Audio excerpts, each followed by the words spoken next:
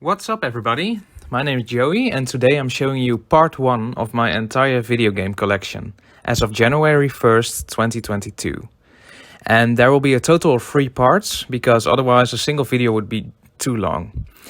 I'm a kid from the 90s and I grew up playing the Game Boy, the Nintendo 64 and the GameCube mostly. And then later on I got an Xbox 360 and I played and collected mainly for that. Unfortunately, in 2013, I had to make the tough decision to sell off my entire video game collection. I kinda quit gaming altogether and fell out of the hobby. So after that, until September of 2020, I only bought a handful of games for just 2 systems, the Nintendo 3DS and PlayStation 4. But then, during the pandemic, I decided to start collecting video games again as a hobby and for nostalgia reasons. And now, about 16 months later, I've built up a collection of about 1,000 games and over 30 systems. And I'm very satisfied with where my collection is at now. My final goal for the collection is twofold. First, I want to expand this collection with a couple hundred more games that are currently on my wish list. And second, I'm also trying to make this entire collection free. Whenever I get the chance, I try to buy games with profit money from reselling, and I'm currently on a quest to earn back the remainder of the money that I spent on all of this. I think I'm at about 18% of the value spent, and I'm trying to bring that down to at least under 10%. In this first part, I will go through all the Nintendo games and consoles that I currently own, and I'll go through them per console. First, I'll start with the NES, Super Nintendo, and so forth, followed by the handheld systems. Then, in the second and third part, I will cover my entire PlayStation collection, and I will be covering my Xbox and Sega stuff in the last part. I'll also make sure to add chapters to this video, so you'll be able to skip to the parts, or sub-collections if you will, that you are most interested in.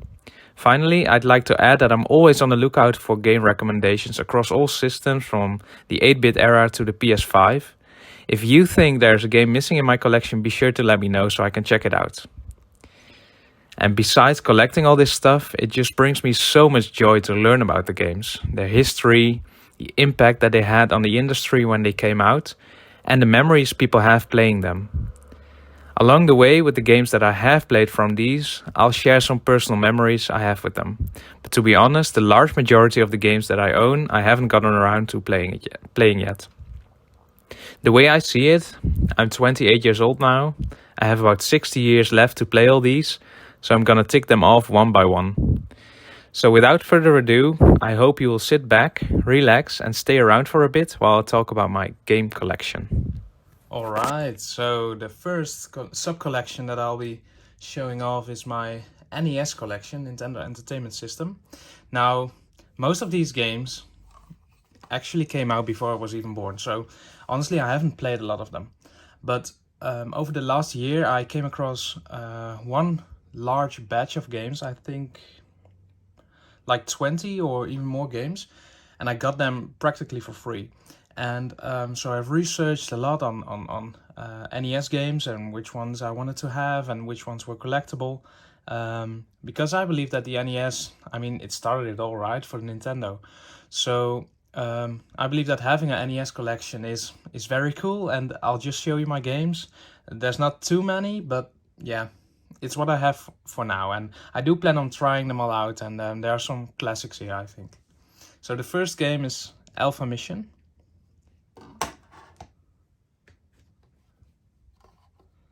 Batman. Now here's Boulder Dash, and this is actually the only game that I paid full price for, or well, at least like 20 euros or so. And that's because my wife used to play this game as a kid on the PC version, and she wanted to play a retro game, an old school game, so I bought this for her. Then Donkey Kong Classics.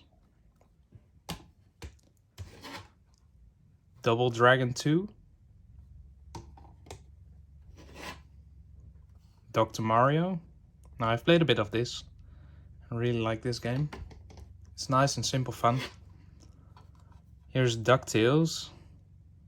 There's also a second game on the NES, and I haven't got that one yet. It's on my wish list.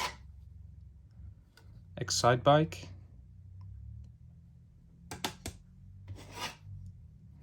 Xanadu, Ice Climber. I thought it was cool to add this game to the collection. I really enjoyed playing the Ice Climber character in Super Smash Bros. Melee back in the day on the GameCube. And way back when I was a kid, I didn't even know that this had a game of itself. I was so young when I played Melee. And then when I saw this game, I was like, hey, I know that character. And I got the game, and I mean, it's not the best game, but it's fun to have nonetheless. Kirby's Adventure. Now that's a good one. And that's the first stack. Now the second one and the last one is Mario and Yoshi. I believe it's just called Yoshi in the US. So these games are all PAL versions. Mega Man 2. That's the only Mega Man game that I own. I've never played it. Never played a Mega Man game in my life, which is a shame, and I should. Red Racer. Old school racing. Now the most common game on the system, most likely, Super Mario Bros. And Duck Hunt.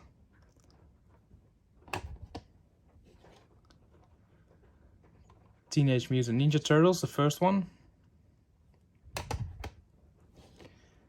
And the second one, the arcade game. Next up is Tetris. Everybody knows Tetris. Then The Adventures of Bayou Billy. And that's a beat 'em up game that I've seen some reviews on. It's supposed to be a lot of fun. Now here's the Flintstones, The Rescue of Dino and Hoppy. There's two Flintstones games, I believe, on the NES. And this one is the least expensive one. The other one is really expensive. It's not on my wish list. I don't really want to collect the most expensive games for this system, because there's not too much nostalgia in there for me. On the contrary, like with systems like the GameCube, I try to get all the expensive games and just try to near a complete set. Now this is a recent pickup, The Legend of Zelda. The first one. Then Wrecking Crew. And the final NES game is Yoshi's Cookie, which is a puzzle game. And yeah, it reminds me a bit of Dr. Mario and Tetris and the like. Some really cool Nintendo licensed game. So that wraps up my NES collection. Next up is the SNES.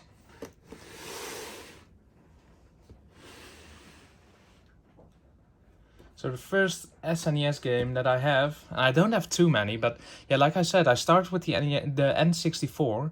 I rented that a lot as a kid, and the NES and the SNES were just systems that I'd never played, and I hadn't even touched until like a couple of months ago. So yeah, I'm from '93, and most of these games came around when I was born, so no one in my family had an SNES or even an NES, so that's the reason why I didn't really collect or play these games in the past. But yeah, I'm really happy that I have a small collection for both now. So this needs Aladdin.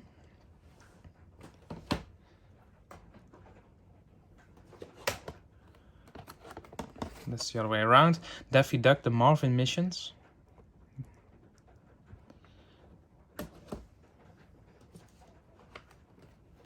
Donkey Kong Country.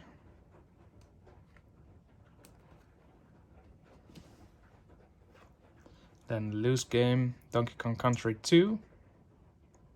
So most of these games I have loose, and I have a couple of complete in box ones.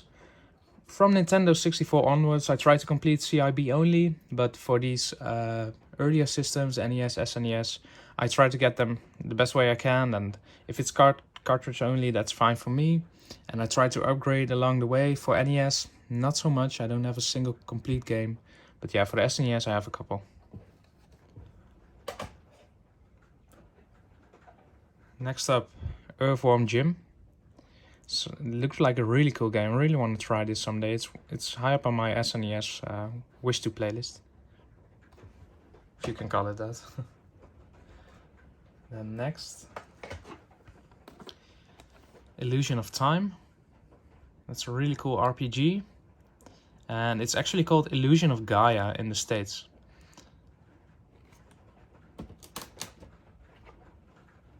Lufia, or Lufia 2. This is the only Lufia game that we got in Europe.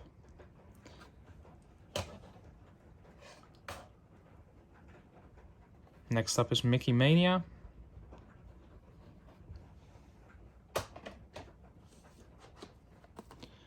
Mortal Kombat, the first one.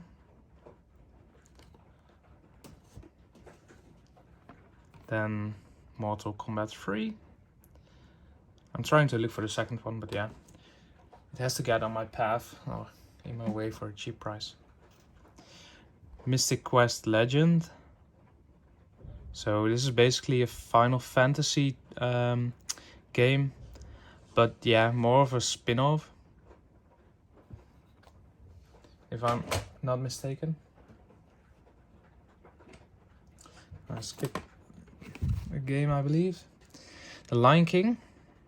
That one's complete.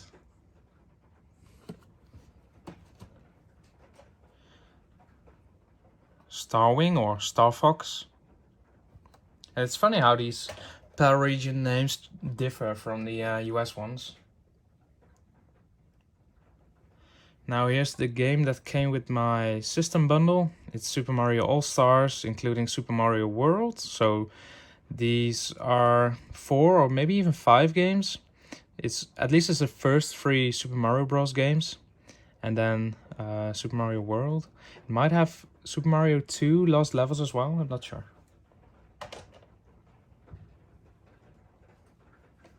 Next up, Super Mario Kart.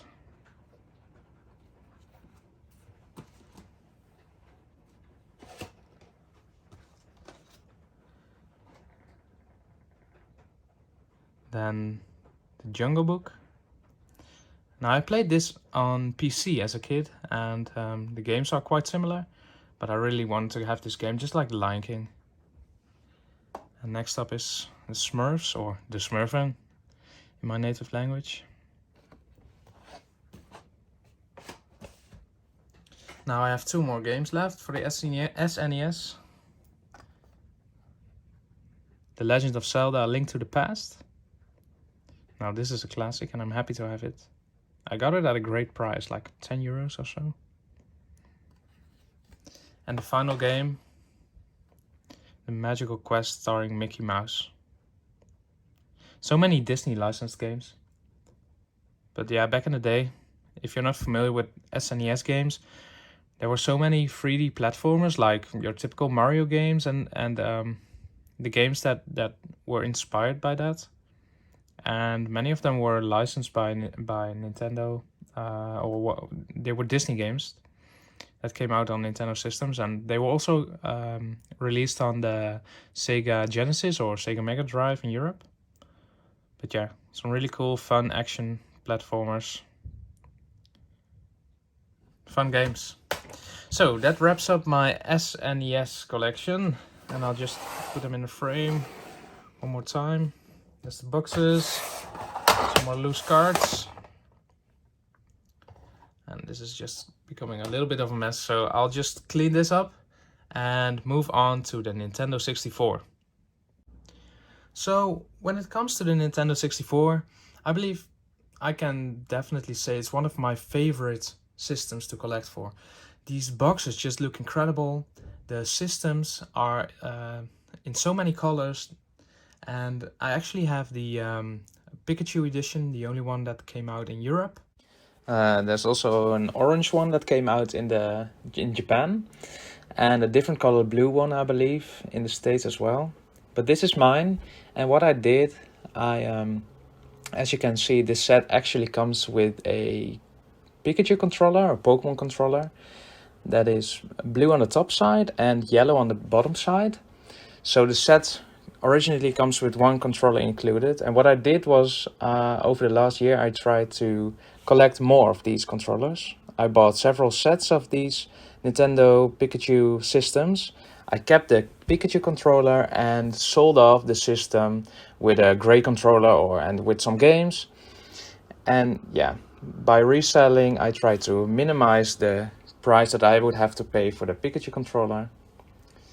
And yeah, by now I have ended up with 4 controllers. And when me and my cousins start playing Nintendo 64 games, we can all use one of these. And I think that's pretty cool.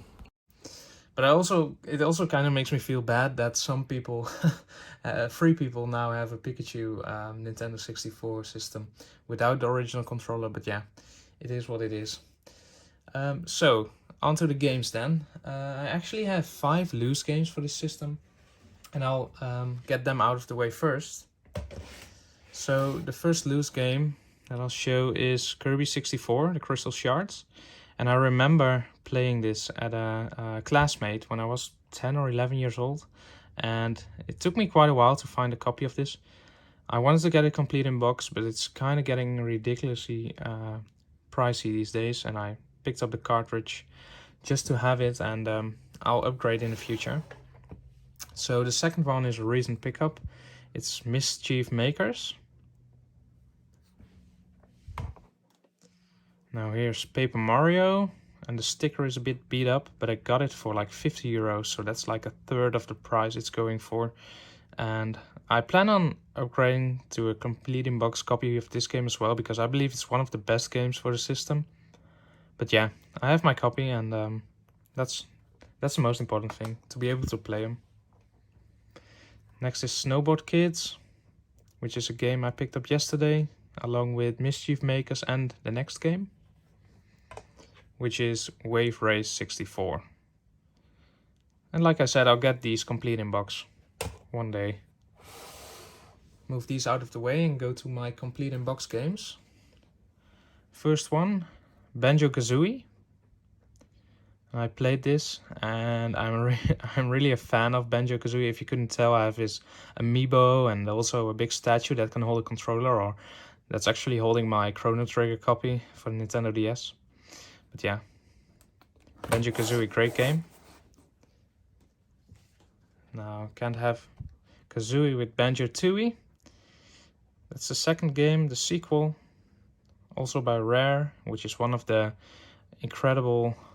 most incredible publishers for this system. Now, here's the game I paid most money for in my entire collection. This one I grew up with. We played this at my cousin's house. I believe when he was 8 or 9 years old, he got this for his birthday, and his father didn't seem to notice that Conker's drinking beer, and that it says that it has explicit humor, and that's not for kids. But yeah, I'm really happy with my copy. I got it from someone through Facebook, and I paid 240 euros, which is a good price. But yeah, that's really expensive for one game, and I really wanted to have this one complete in box. And right now I believe it's still in my top 5 most expensive games. And I'm happy I got this, because I can only see this going up in price. And it has some sticker residue over there. It's in a box protector, but yeah, I believe the copy is in pretty good condition. Really happy with that. So next up, with the D's, Diddy Kong Racing. Now, some people say that this is better than Mario Kart 64, and I'm not sure if I agree. I rented this game as a kid, and yeah, that's the reason I wanted to get it again. I really enjoy it, but yeah, you can race in cars, but also in planes and on boats, and just the controls within the cars just feel great. But on the boats, I believe, or maybe it was the planes, I believe it's in the boats, it feels really awkward. But yeah, nonetheless, it's a great game, and this is actually the game in which Conker from Conker's Bad Fur Day made his debut. So that's pretty cool. He was one of the characters you could race as. Now here is my Donkey Kong 64 copy. I love this game. We played this a lot at my cousin's, and I also rented it from a rental kids, how should I call it? A place that rented kids' toys and games and stuff. So this comes with the expansion pack that's in there. Or actually, I believe it's in my system. I'm not sure. But yeah, that's one of the games that requires an expansion pack to be able to play. Just like one other game that I have, and I'll show soon. Next game, F-Zero X. Now this is just a great game, one that can definitely compete with Mario Kart. It's just a lot more fast-paced. Next is GoldenEye 007, and I got this game mainly because so many people have nostalgia for it. I never played it. I haven't in the past and I haven't recently, but I wanted to get it just because I feel like it's a great game to have, and if you have people over that actually grew up with this game and want to play it in a co-op setting, it's just a must-have to add to the collection. Next is Gex 64.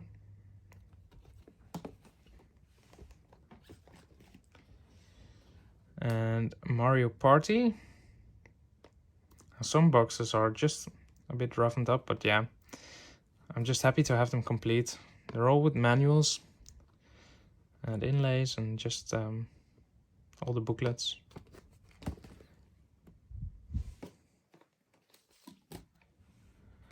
Now here's the classic Mario Kart 64, one of the best games I believe that I played as a kid, and it's just so much fun, 4-player.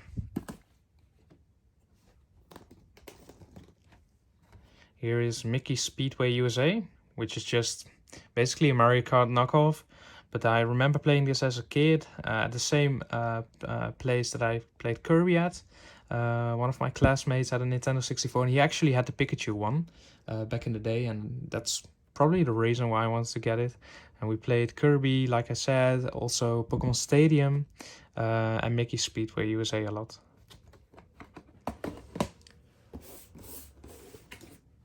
Next up is Pokemon Snap, one of my absolute favorites for the system. I have a really minty copy of this, opposed to the other ones. But yeah, this one is great. It's just a fun game. You can finish it in like 3 to 5 hours, I think. But it's just so much fun. And there's a sequel on the Nintendo Switch that I still have to get. But yeah, I go back to this over and over. The next game is Pokemon Stadium. Now this is a big box.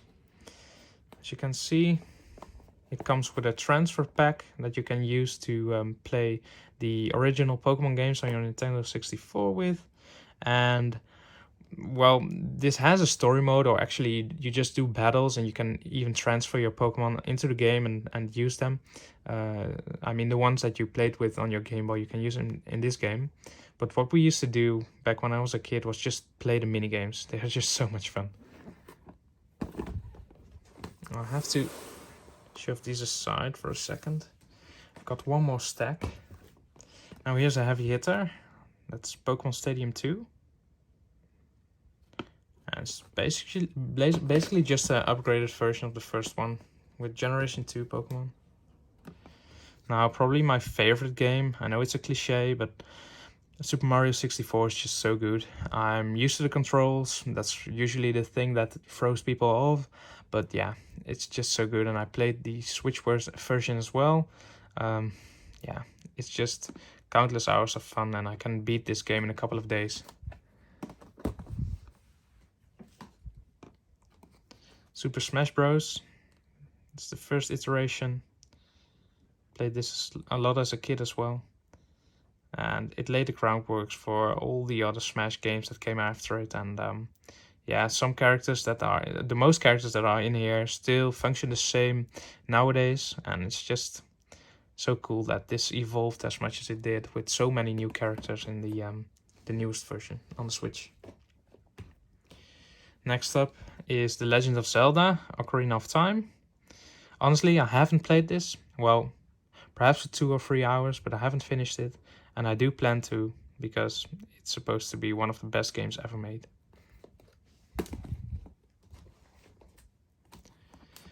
Next one is Legend of Zelda: Majora's Mask. That's the second game on the 64, and I believe the 5th game in order in total for Zelda. The only Zelda game I don't have is the second one on the NES, and it's on my wish list. But this game also requires the N64 expansion pack, just like Donkey Kong 64, because it's one of the heavier games to run on the system. You need an expansion pack to be able to run it. Then the final game I have for the Nintendo 64 is Yoshi's Story.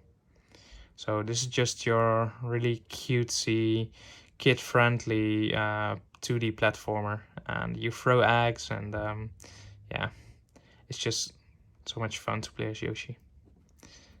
And something I really like to see on these boxes, I mean, some people hate these, but I really enjoy seeing these stickers on there. So this is actually in the currency that we had before the euro in the country that I live in, the Netherlands, and it's called guldens, and you used to pay 129 guldens for this copy in the store, and I believe that's just your original sticker. And when they're in good condition like this, I really like seeing them on these boxes, because it just gives them a bit more personality, or like incentivizes or underlines the history with this game, and just how old it is. And I mean, these come from stores that don't exist anymore. How cool is that? So that wraps up my Nintendo 64 collection. And next up, naturally, is the system that I'm most nostalgic for, I believe, and that's the Nintendo GameCube. And looking at the GameCube, there's quite a lot I have to cover. I actually had to retake this, because the first time around I took way too much time. I think I talked about 25 minutes about the GameCube, so let's get going. I've got about 70 games, so here we go. The first one is Animal Crossing. This is actually a remake from the Nintendo 64 version that came out in Japan only. So that's pretty cool. It's a remake that we got here for the first time. Baten Kaitos, which is a card-based JRPG, and I believe it's one of the best on the system.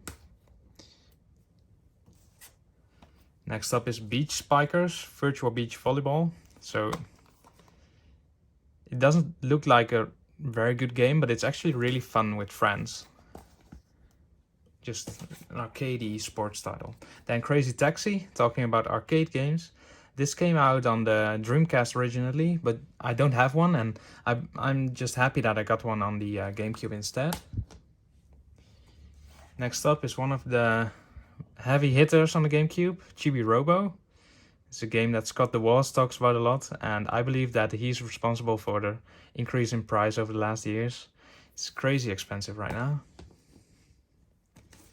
Then Disney Sports Skateboarding, which is pretty much a knockoff of a Tony Hawk Pro Skater game, but it's fun to skate with Disney characters. It's just good arcade fun. Now next up is Donkey Konga 1 and 2. These are basically just rhythm games that you use the bongo controllers for. I have two sets of them, and it's so much fun to play with friends. Has some Britney Spears songs and Mario songs, Zelda songs. Now here's an action game that also uses the bongos, Donkey Kong Jungle Beat. And you use the bongos, you clap and you punch them to jump and beat enemies. So that's really unique. Here's Doshin the Giant. My cover is a bit messed up. Someone actually cut it, but it's original. It's also complete. This has become quite an expensive game as well, and picked it up for a really good price. Next up is Eternal Darkness, which is one of the only, if not the only, M-rated Nintendo licensed game on the GameCube.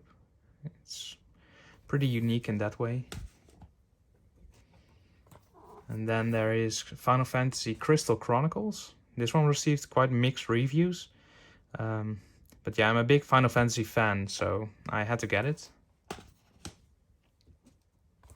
Then the second heavy hitter on the system is Fire Emblem Path of Radiance.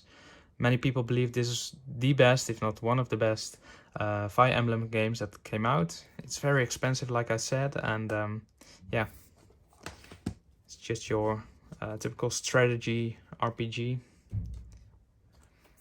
Here is Future Tactics, The Uprising. I don't know too much about this game. It came in a lot and I decided to keep it.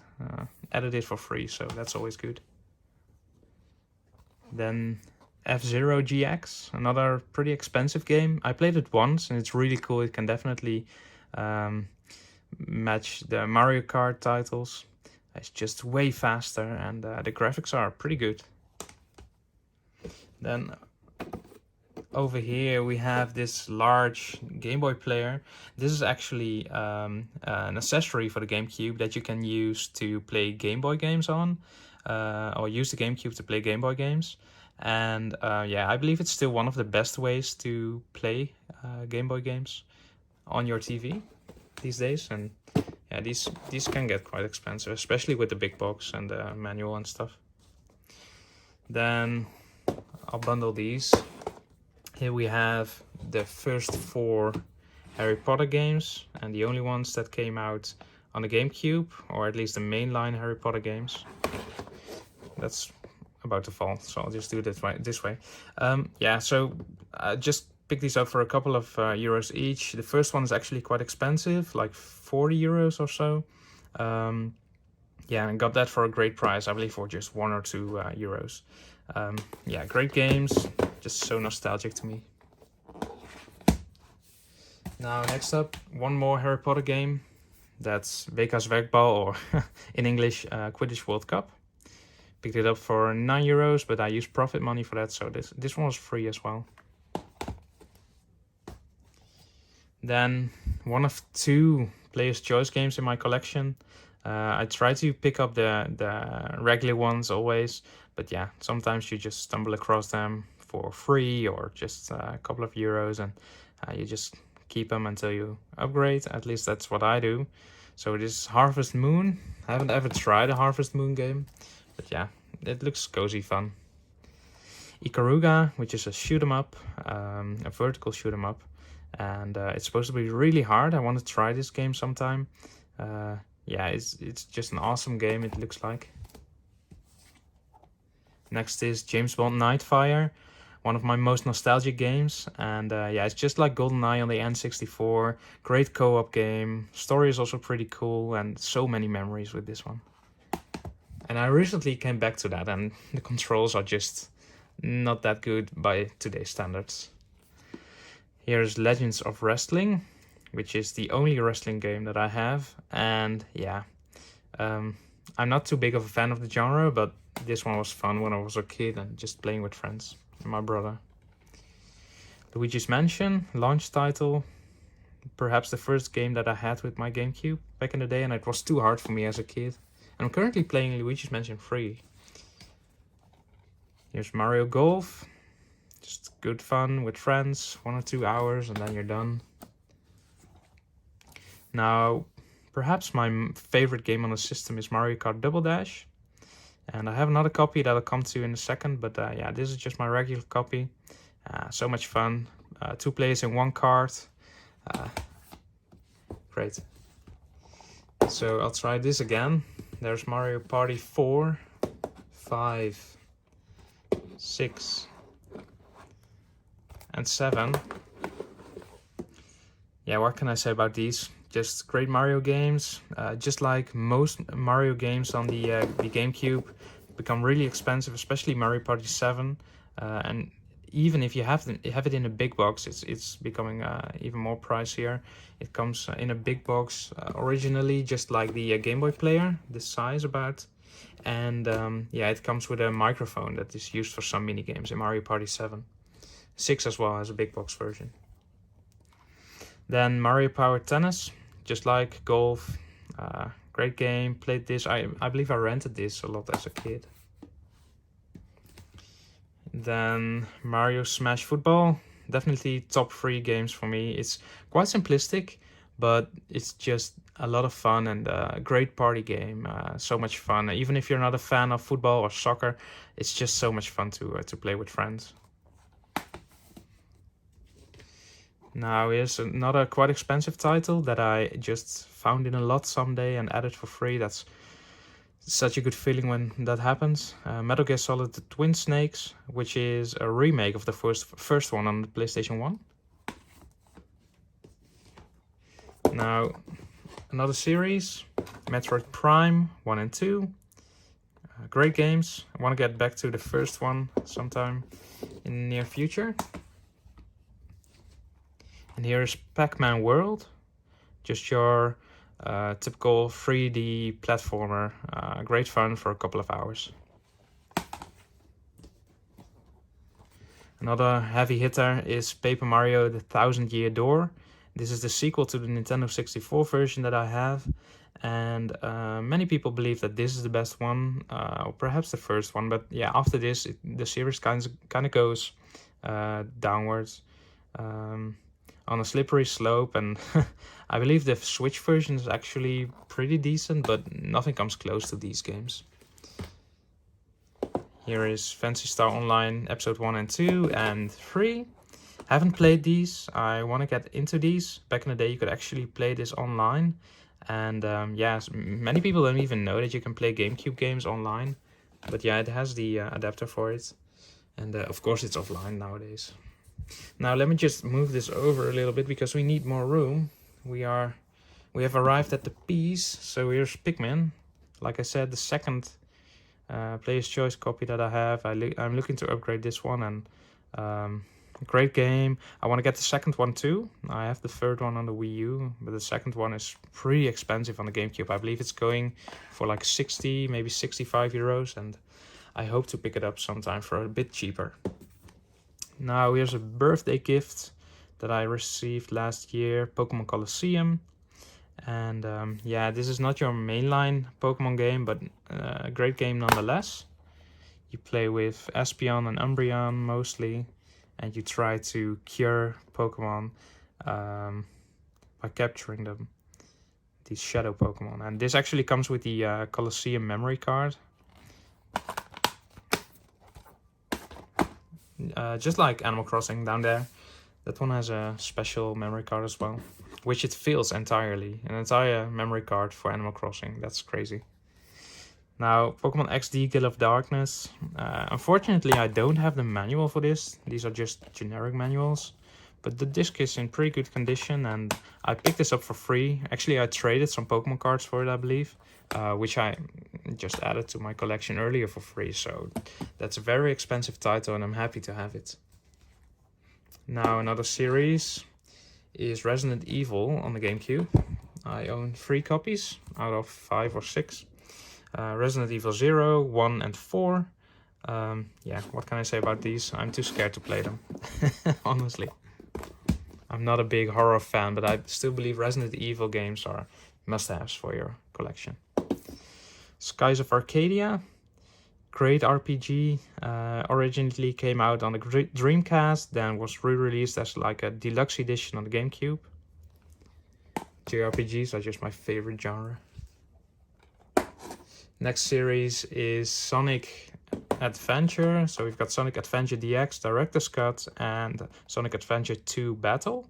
And these are also deluxe versions of Dreamcast games. And I'm happy that GameCube adopted some Sega games, because it's a shame what happened to the Dreamcast. It ended too quickly.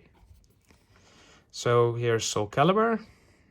Just like with Legends of Wrestling, which was my only wrestling title, this is one of my only fighting games. And I played this a lot as a kid, and I enjoyed it so much. You can play as Link, which is a version exclusive on the GameCube. And the Xbox and PS2 versions actually have exclusive characters as well. Sphinx and the Cursed Mummy, 3D action platformer, recently got a re-release on the Switch. And here is Spyro Enter the Dragonfly. I haven't really gotten into the Spyro series, but I have a couple of games. There's actually a Tigger sticker there. Yeah, free edition as well, just like so many games in this collection. So I decided to keep this. Now here is Star Fox Adventures. And Star Fox Assault, which is a kind of a recent addition. Next is Star Wars Rogue Squadron 2, Rogue Leader. There's a trilogy of the Rogue Squadron games. That's a difficult word to say. The first one is on the N64, and that's still on my want list. And the third one is on the GameCube. And this second one was a launch game, along with Luigi's Mansion, and just before Pikmin and Smash Bros. Melee came out, which I'll get to soon. Super Mario Sunshine. Yeah, so many mixed opinions on this. I thought it was awesome, still think it is, and I come back to it from time to time. It's just so much fun to play with Mario. Super Monkey Ball, another one of those launch games, and yeah, I'm kind of going on repeat right now, but this is just so much fun. As you can tell, the GameCube is so much fun as a co-op system, party games, and yeah, especially when you get 4 players together, it's just a guarantee for many nights of childhood nostalgia and fun. Super Smash Bros. Melee, the one that I played first, I think, introduced me to many Nintendo characters, and yeah, you can see the results. Tales of Symphonia, which was re-released on the PS3. I have that version as well, but this is just another action JRPG.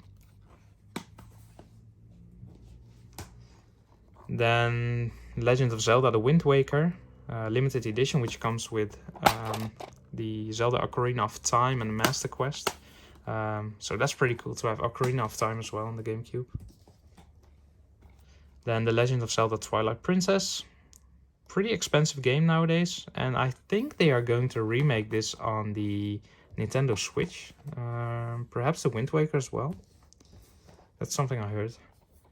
Ty, the Tasmanian Tiger. I remember playing a demo of this as a kid and really liking it, and then I picked up the game, played it for a bit, and it was really fun. And then, yeah, had to get the second one. And I believe there's a third one as well, which is Australian exclusive. So it is PAL region. I can play it on my GameCube. If I can ever get my hands on it, perhaps I have to check eBay or find someone in Australia to help me. So if you are from Australia, just hit me up and perhaps we can sort out a deal on the third Ty, the Tasmanian Tiger game. Next up, Wario World. Yeah, I haven't played this. Looks pretty cool. Want to try it out. And then, technically the last game I have for the GameCube, but just hold on for a second. I've got Wave Race Blue Storm, second game in the Wave Race series. Never got the third one, but yeah, great graphics, launch game. Can't go wrong with this title. And then, last but not least, definitely not least, if you ask me, I have 2 more games, which are duplicates, but for a good reason. Here's my Mario Kart Double Dash red sealed copy. I'm keeping this with my GameCube. I have the Mario Kart GameCube bundle, the Platinum GameCube, and so one day picked this copy up for just the same price as an opened one. And yeah, I'm forever keeping the seals actually in the protective case. Great game to have. One of my best pickups overall. So yeah. This is actually the last game for the GameCube and probably the most important piece in my entire collection. Not just GameCube, but overall collection. Because this is actually the only game that I have left from my childhood. In 2013, I sold off my entire collection and all games were gone. I can't trace any of them. I brought them into a store, sold them for really cheap, and I really regretted it for the longest time. But yeah, I built up a new collection, happy with that. But yeah, it still stinks that I didn't have a single game left from my childhood, because that's just important to me, I guess. It may sound silly, but yeah, that's just important to me. So I thought of, back in the day, we sold this copy of Mario Party 4, me and my brother, we sold it to our cousins. So I came into contact with her and I asked her if she wanted to trade for another copy of Mario Party 4. So she said that she was fine with that. I bought another copy, one with in better condition, and we traded because she didn't really care. And I'm really happy to have this. The game is all beat up. It's actually, the case is broken, manual is missing, the disc is really scratched. Look at that. It's broken inside as well. But yeah, I have my childhood copy back, and that's so important to me. Yeah, great edition, and definitely at least top 3 games in my entire collection. Alright, moving on from the GameCube, we go to the Nintendo Wii. Next in line is the Wii, and yeah, back in the day I did own a Wii. I played quite a bit of games, but we actually had it modded by a colleague of my mother's. So we didn't buy too many games. We had the typical Mario games and stuff, but yeah, not many more games. So I didn't really plan on collecting for the Wii at all until one day I came across a huge lot of like 30 games or maybe even more, and it had most of the best titles on the system. And that's when I saw that lot, I thought, wow, the Wii really had a lot of great games. So I delved into it, built up quite a large collection by now. It's perhaps like 50 titles, I'm not even sure. We'll just get through them. Here is Battalion Wars 2, which is the sequel to the GameCube game. I'm still looking for the GameCube version, but yeah, this one, great condition, fun strategy, combat game. Then here's Boom Blocks, a Steven Spielberg game. I'm not sure how much he did for the game, but yeah, his name's on there. And it's just kind of an alternate Angry Birds kind of game with physics. And yeah, it's good fun. And then we've got Smash Party, which is actually Boom Blocks 2. And then there's Donkey Kong Country Returns. I actually own this on the 3DS as well.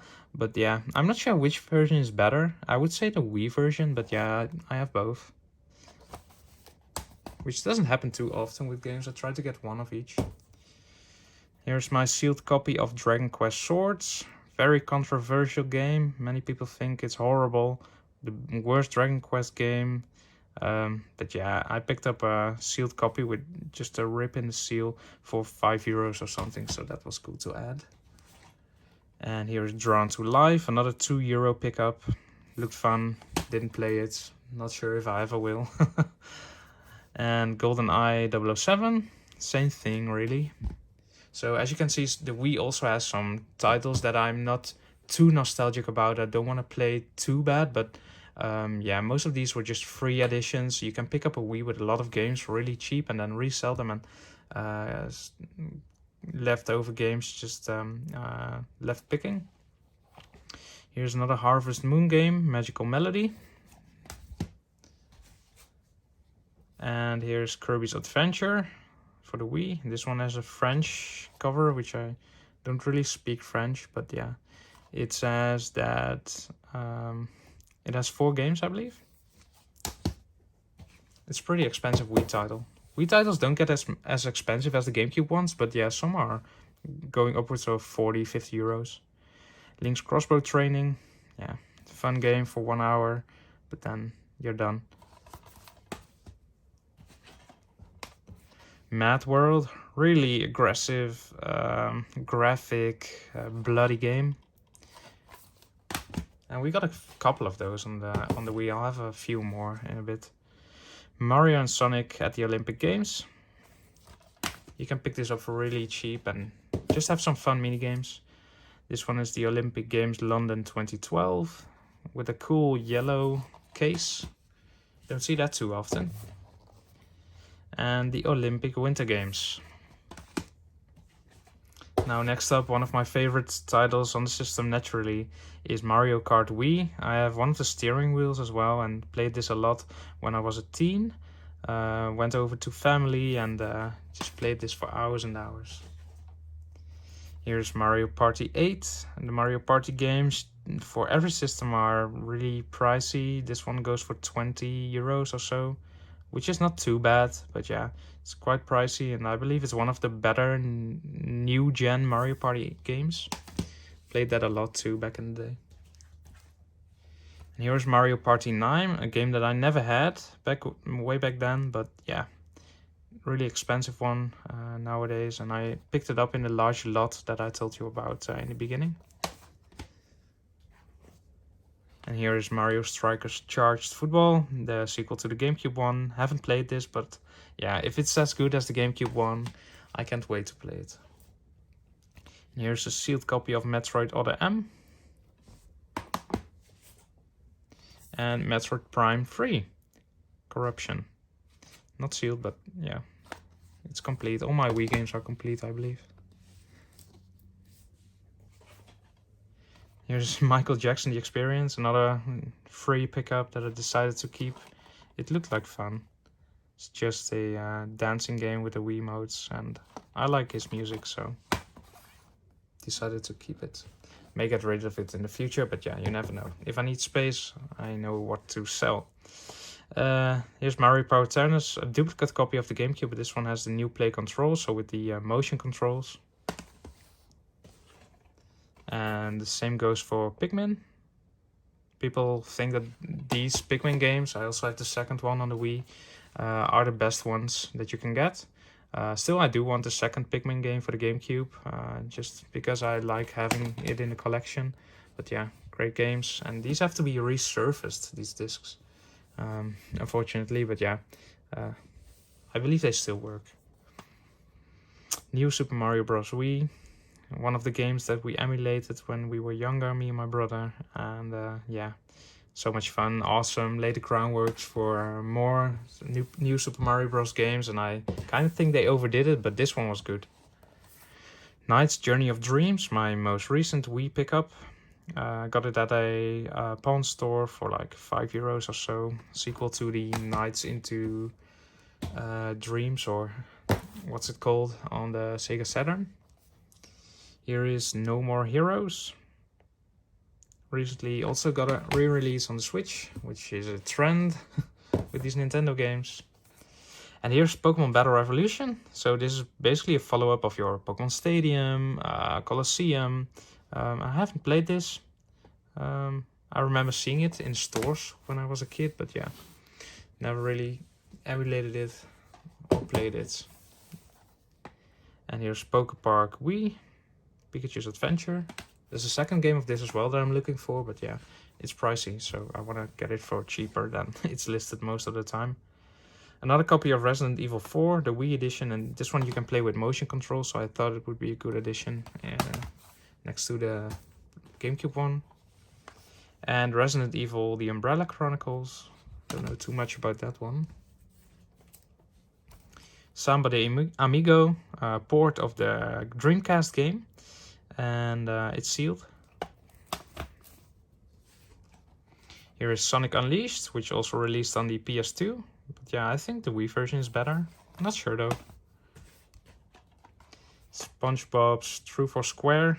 One of those games that I added for free to my collection by buying a lot. Yeah, I don't know anything about this game. I thought the cover looked pretty cool. Decided to keep it. It was in the early stages of my Wii collection, and I'm not sure if I regret it, but yeah, I can sell it off if I do want to. And here is another pricey game for the Wii, Super Mario Bros. Or Super Mario All-Stars, and this actually has the first 3 games, and then the Japanese version of Super Mario Bros. 2. Now here's Mario Galaxy, perhaps together with Mario Kart Wii, my favorite Wii game. And Mario Galaxy 2. And this is actually the only version that you can get on the Nintendo consoles. While the first Galaxy was re-released on the Switch recently, last year, Galaxy 2 is the only game that you can play, Galaxy game that you can play on the Wii only. Super Paper Mario. Like I said, Paper Mario kind of went downhill after the GameCube ones, but yeah, I still want to have them, and there's still some fun in them, I believe. Smash Brawl, great game, great new addition of characters. Like to play as the Pokemon trainer, Wario. I believe I played as Meta Knight as well. Here's Tales of Symphonia, Dawn of the New World. It's one of the worst Tales games, but it's still a JRPG on the Wii nonetheless, so cool for the collection. And speaking about JRPGs, here's one of the better ones on the Wii, The Last Story, and I have a sealed copy, which came in the Amazing lot as well, and really pricey game, especially if you want to have it sealed. I believe I'm just going to keep this sealed, and if I ever want to play it, I'll just get the another one, an opened version. Would be a shame to break that seal now after quite a few years. Now here's The Legend of Zelda Skyward Sword, so give me a second. It just saves me some editing if I get this big box from up on the closet behind me. I have the bundle one. the limited edition pack with the gold controller. So that's pretty cool. I'll just, how can I do this? Like that. Skyward Sword, as you probably know, also re-released on the Switch recently. Here's my Wii version of the Twilight Princess, which is a cheap game compared to the GameCube one. So if you want to play this game and you don't want to wait on the Switch version, buy the Wii one. And Lara Croft Tomb Raider Anniversary. Wario Land, the Shake Dimension, or Shake It in the US. Wario games are just great. Wii Party, very underrated game. One of the best games on the Wii. This is so much fun with friends. You can play it on your own. I mean, don't we know that all? It's just so much fun with friends. Mini games. You can play this for hours on end. Wii Sports. Everyone knows about Wii Sports, and I'm happy to have the big case version. And then my final game for the Wii is Zack and Wiki Quest for Bob Rose's Treasure. I'm not sure how to explain the genre of this game. It's like an action point-and-click adventure game. I believe that would cover it pretty much. Yeah, underrated gem as well. Not many people know about this game, but yeah, it's fun. And then I want to show you one more thing, so I'll go back to the closet now.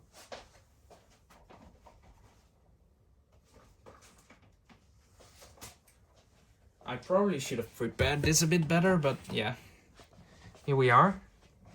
So, some things that I like to collect for the Wii, and these are actually Wii U versions, but yeah, I still believe they belong to the Wii Collection, are these Wii Remote Plus controllers. And I have the Mario and Luigi ones complete in box. And I'll just shove this a bit to the back, because I also have the Yoshi one and the Princess Peach one. And then there's two more, the Toad one, which I have loose, not in the box, and another Bowser one. And I want to get the Bowser one as well with the box, and the Toad box eventually. These are just great collector's items, and yeah, they go for about 50 to 60 euros a piece. I got them for a bit cheaper, but yeah, great items to have. And the next system that I have a collection for, built in the last year, is the Wii U. So the first game is Animal Crossing Amiibo Festival, which is not the best Animal Crossing game, but it's an Animal Crossing game nonetheless, so good for the collection. Here is Devil's Third, I believe the most expensive game in the States when it comes to Wii U games. This PAL version is a bit cheaper, but perhaps it'll follow the trend, and I've got my copy in time. Here's my copy of Donkey Kong Country Tropical Freeze, which got a re-release on the Switch. But yeah, I got this Nintendo Select version sometime for free, and decided to keep it. And sometime I'll just upgrade into the Switch version, of course. But until that day, we can have the Wii U version instead. I'm just gonna try to focus a bit with the camera. Hyrule Warriors, hack and slash game. Now you'll see a trend with these Wii U games that many of them have been re-released on the Switch. Most of you probably know by now.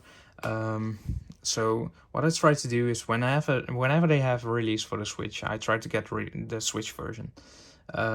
But seeing as these versions are quite expensive on the Switch at the moment, say Donkey Kong Tropical Freeze, which is like 40 euros plus, and I believe it's not a 40 euro game at this point, so I just have the Wii U version that I'll make do with for now, and yeah, I'll upgrade in the future. Here's Kirby and the Rainbow Paintbrush, which is a Wii U exclusive. Mario Kart 8, my favorite Wii U game. I'm really good at this game. I'm horrible at most games, but this one I'm pretty good at, and the Switch version as well. Mario Party 10. Mario Tennis Ultra Smash, which has a really cheap mechanic in there, and you can grow huge and just obliterate the enemy. It's a pretty easy game. But yeah, it's a Mario Tennis game, so that's cool.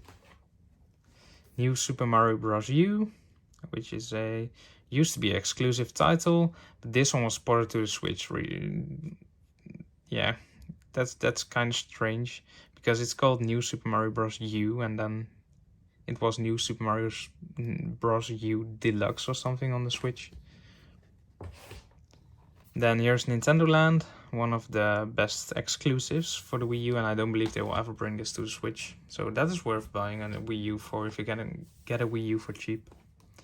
Paper Mario Color Splash, the final game that I got for my Wii U. And actually I'm kind of done finishing for the Wii U now. I have all the titles on the system that I wanted to get because they were exclusives.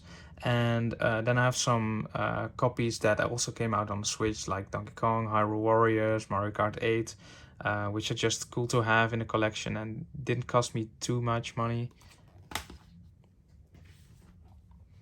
Pikmin 3, another Switch release, but the Wii U version is great. Here's Splatoon, the first one, another Wii U exclusive. I want to play through this soon, the story mode. Here's my sealed copy of Star Fox Guard. I believe that's a tower defense game, which I really liked growing up, so perhaps I'll like that one as well.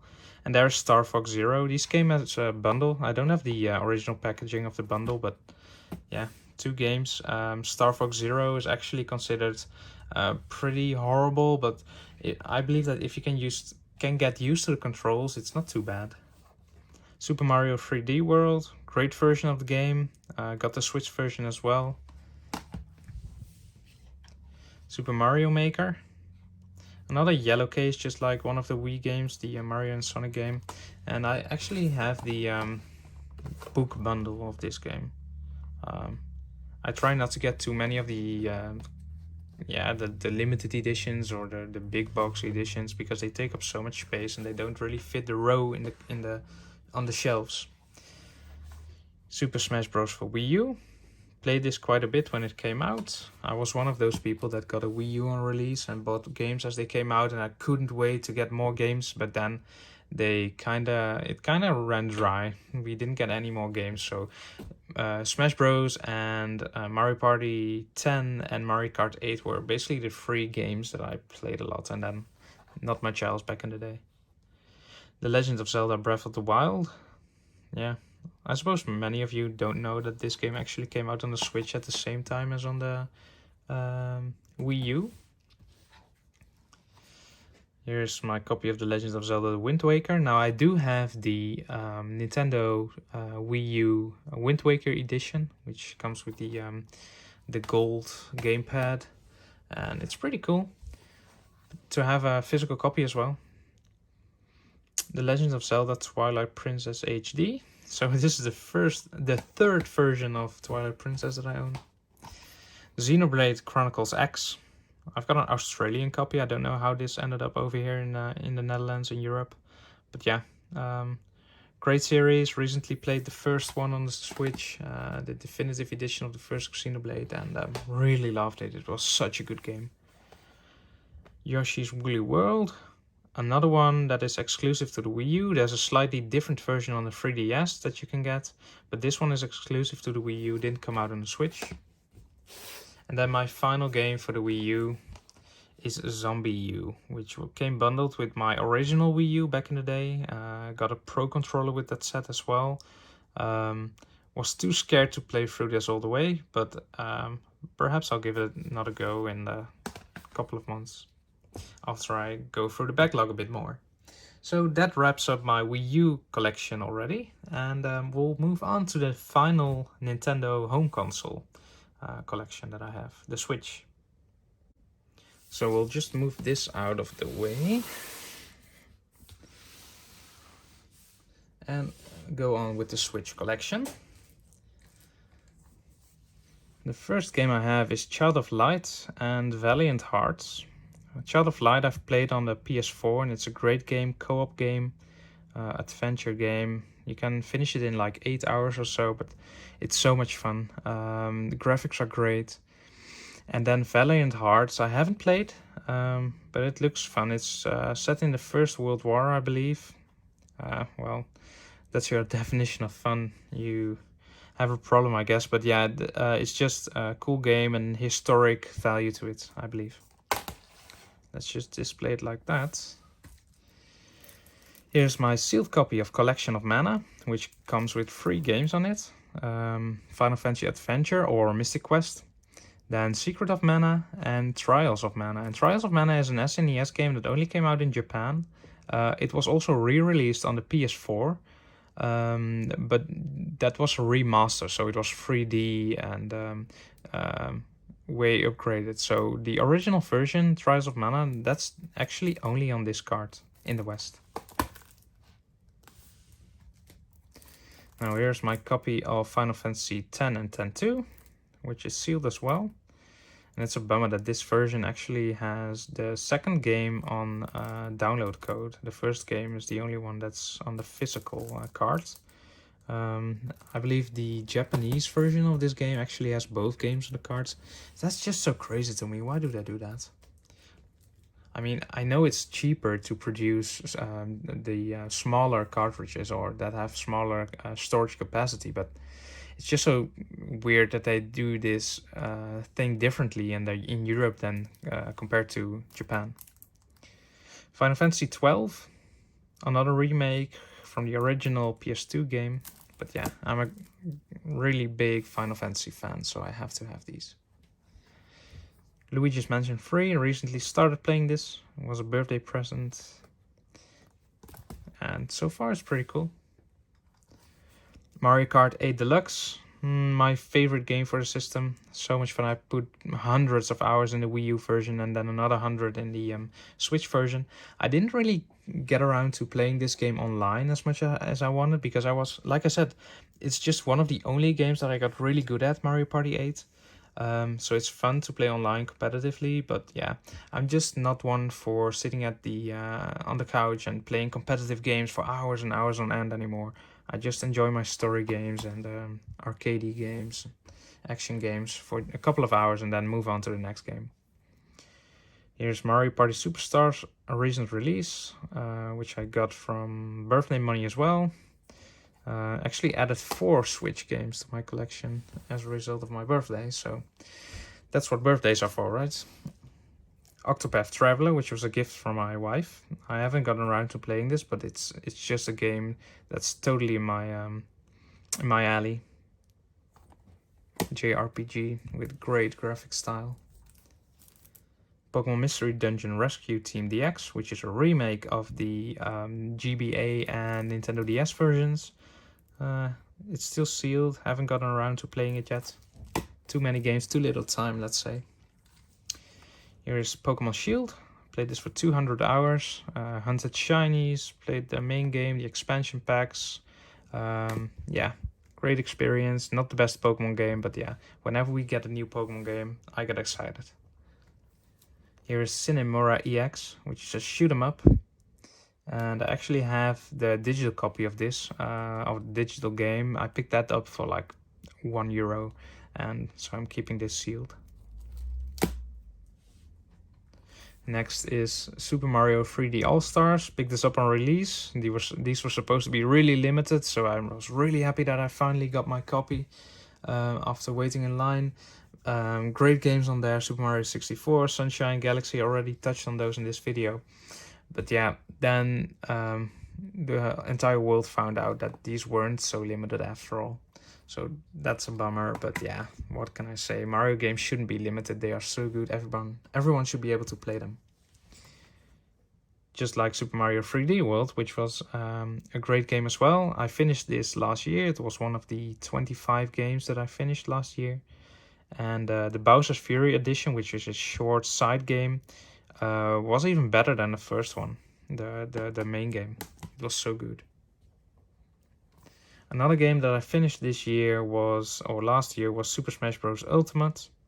Unlocked all the regular characters and don't have any DLC characters because I don't really play this game too much, but I enjoy playing it with a couple of friends when they do come over.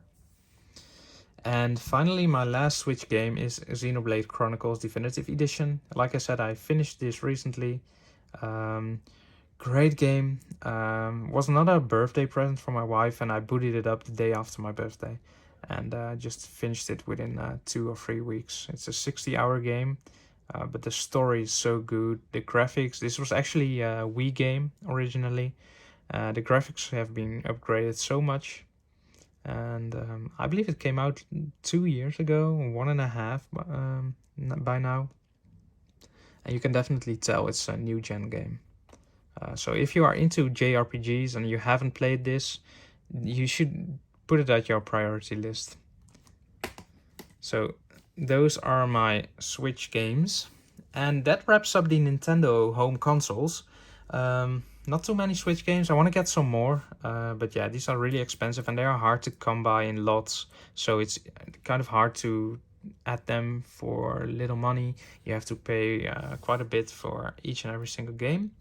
But yeah, we'll see in a year when I upload another video. You'll probably see 3 or 4 of these stacks of games. I hope so, at least. So after the home consoles of Nintendo, we move on to the handheld versions. So the Game Boy is up next. So let's just move this out of the way and move on with the Nintendo Game Boy. Now, how do I go about this? We've got the Game Boy Color, and then the Game Boy Advance. I consider them different systems, of course, and different libraries as well. But yeah, I kind of just want to show you my handhelds first, because I have quite a few of them, and I think some of them look really good.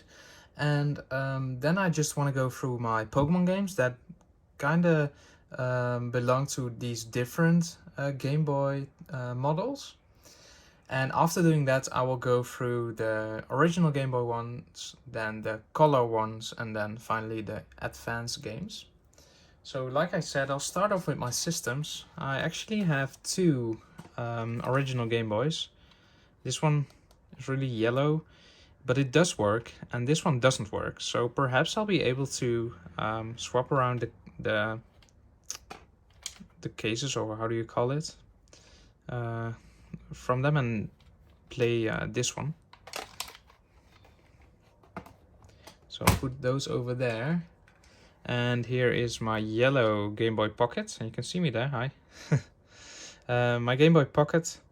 I believe this one is not working because the on and off switch is broken. That happened in the mail, and the seller just refused to refund me anything, and yeah, I thought that was really lackluster. But yeah, that stuff happens. I want to repair it sometime. Here is the Game Boy Pocket, the green version in the case, which is cracked, but yeah, that's okay. And then next up is my Game Boy Color Teal, which is the one that I had as a kid. I playing this and Pokemon Gold. That's not going too well. The Game Boy isn't actually in there, but yeah, I decided to just show you the case or the box. And here's my most prized possessions regarding Game Boy stuff is my Pikachu or Pokemon Special Edition Game Boy Color. The Game Boy is in here actually, it's complete in box, and I picked up the Game Boy for I believe 40 euros and the box for 80, which is incredible because 120 for a complete in box copy of this, even in the state it is in, the condition, it's not that good, but yeah. This goes for like 400 euros complete, and I'm so happy to have this. I didn't expect to find this at such a low price. Okay, so I think that's all my Game Boy Color stuff. I'll just move on to the Game Boy Advance systems that I have. This one is the pink GBA. I'm running out of room here in the shot. And next up, I'll first do my boxed one.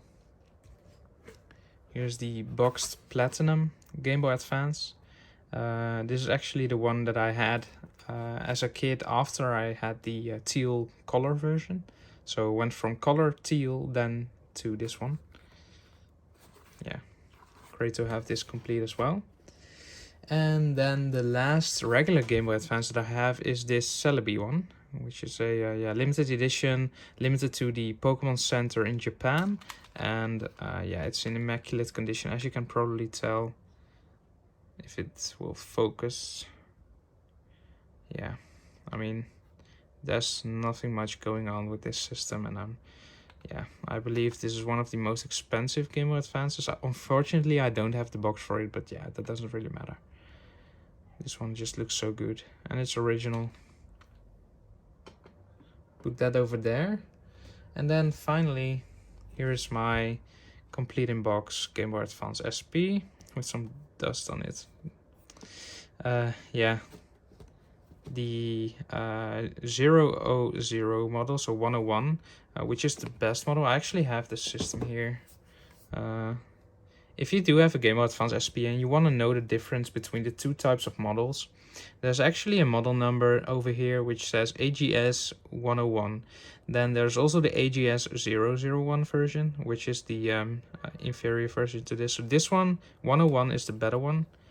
And I have the pink version complete, and this actually holds my Golden Sun game that I'm playing, which is a great game, by the way. Okay, so yeah, put this back into focus. Those are all my handhelds for Nintendo Game Boy, at least. I'll just get these out of the way, start with a clean sheet, and move on with my games. So like I said, I'll just get my complete in box Pokemon games out of the way first, because I display them in a row and not separated with the original system they launched on. So bear with me. And I'm also really excited to just show these. This is my Pokemon Yellow, or Special Pikachu Edition, complete in box for the Game Boy. And here is Pokemon Blue. And then the final one that came out on the original Game Boy is Pokemon Red, at least in the West.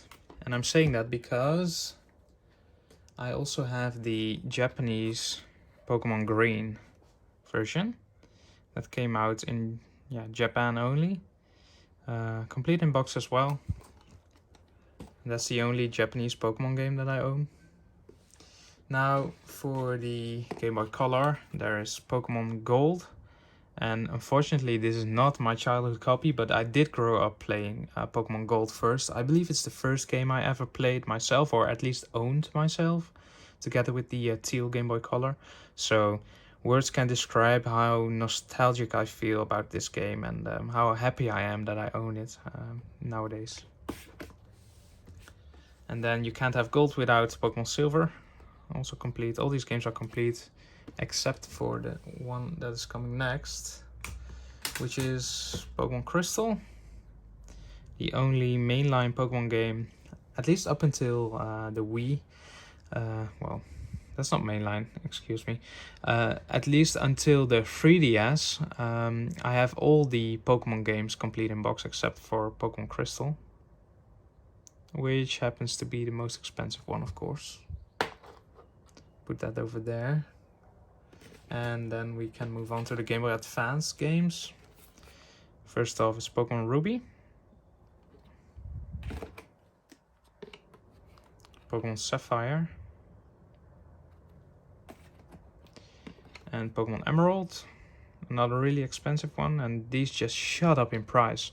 That's crazy to me. I paid about 60 to 70 euros for most of these. I got the red one for free, actually. I bought it from a web shop, and then they refunded me entirely through some issue we had. And yeah, that's just crazy, because most of these games, even in Europe, go for a lot of money, but in the States, that's just a whole nother level. And then finally I have Pokemon Fire Red, and it comes with the adapter. Just put that there. And my Pokemon Leaf Green version. So those are all the Pokemon mainline games. I'll just move them aside. There we go. So we can go on with the original Game Boy games. Now I don't own a single complete in box original Game Boy game except for the Pokemon ones. So these are going to be cartridge only. And the first game I have is Donkey Kong Land. This comes in a yellow cartridge, which equals the black ones, and those are actually games that can be played both on the Game Boy original as well as the color. So I'm not sure if this belongs to the color library or the original Game Boy one, but yeah, I put it here. Here's Double Dragon, Kid Icarus of Myths and Monsters, Metroid 2, Return of Samus. Here's Contra, a Japanese version, and it's called Probotector in Europe. And next up is Super Mario Land. Great game. And then we have Super Mario Land 2, the 6 golden coins. And finally, my last Game Boy game is Tetris. So as you can see, my Game Boy game collection isn't as extensive as perhaps my Nintendo consoles. But yeah, I didn't grow up with the original Game Boy. And also, Game Boy games are just so expensive, and there aren't just as many good titles, I believe, as for home consoles. Because the handhelds, of course, are really limited in what they can do. But yeah, the Pokemon games and Mario and Tetris and stuff, those are just great, of course. We'll just move on with the Game Boy Color games for now. Let's see. Here's my copy of Hamtaro Hum Hums Unite. Harry Potter and the Philosopher's Stone. I grew up playing this and I got stuck somewhere in the library, I remember. And then a couple of months ago I watched a Let's Play of this game, and the guy who played it finished it in about an hour or so. And I felt so stupid because as a kid I felt like I played that game for months and I couldn't get through it. And here's Tetris DX. Those are my boxed copies, and I have a couple more loose cartridge games. Here is Mega Man Extreme, a Japanese copy. Then we've got Metal Gear Solid, Rocks. Now this is what I said about the Donkey Kong Land game, the yellow one. You can tell the difference between original Game Boy games and Game Boy Color games when they are black like this, or transparent like the Metal Gear Solid one. So yeah, perhaps the Donkey Kong Land should be within the color pile anyway. Wario Land 2. I used to own the original Game Boy version of this one, but decided to keep this. And Wario Land 3 for the Game Boy Color as well. So those are all my Game Boy Color games. Let's see if these can stand up and move these so we can get a bit of room for my Game Boy Advance games. I have a couple more of those. I'll start off with my complete copies and then move on to the loose ones. Advance Wars 2, Black Hole Rising. And here's my copy of Castlevania, Area of Sorrow. Really expensive game, really collectible. A minty copy of Final Fantasy V Advance. Great game. And here's my copy of Fire Emblem, The Sacred Stones.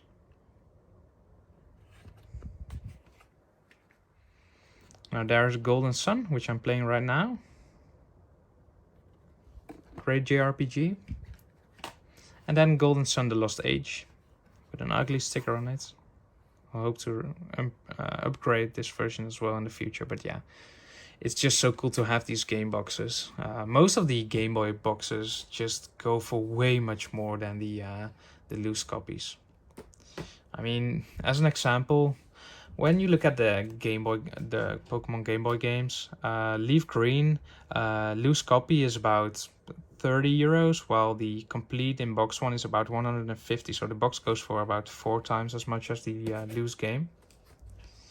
Then next up is Harry Potter and the Chamber of Secrets. As you might have seen, I've got the first one on the Game Boy Color and the second one on the Advance. And what's funny is that the Harry Potter game on the Game Boy, the games that the first two movies actually had games come out for both the Color and the Advance. So there's a Harry Potter and the Philosopher's Stone for the Game Boy Color, which I have, and then there's another one for the Advance, which is an entirely different game. And the same with the Chamber of Secrets, the second game. I have the Advanced version, but there's also a Game Boy Color version, which is an entirely different game. So it's cool to collect all those. Kingdom Hearts Chain of Memories. It's complete in box as well. And my copy of Mario Kart Super Circuit. I actually have all the Mario Kart games, now that I think of it. Metabots Metabee version AX. Played this as a kid. Not too much into Metabots at all, but yeah, just nostalgia reasons. And picked this up this week. Pokemon Mystery Dungeon Red Rescue Team. Actually had the cartridge already, but upgraded into a complete in-box copy. Now, for my loose games, I actually found a solution to display them, and you'll see in a second. Here we go.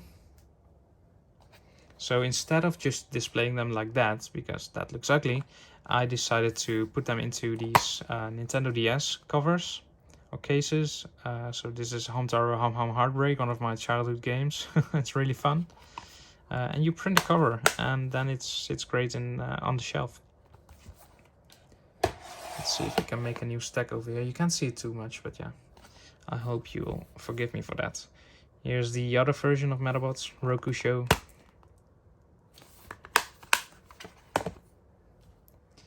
And a Pokemon pinball game, Ruby and Sapphire. So the boxes for these games, Pokemon pinball especially, are really, really expensive. So these boxes will do for the moment. Rayman 3, which is cool, action platformer. And here is my copy of Super Mario Advance.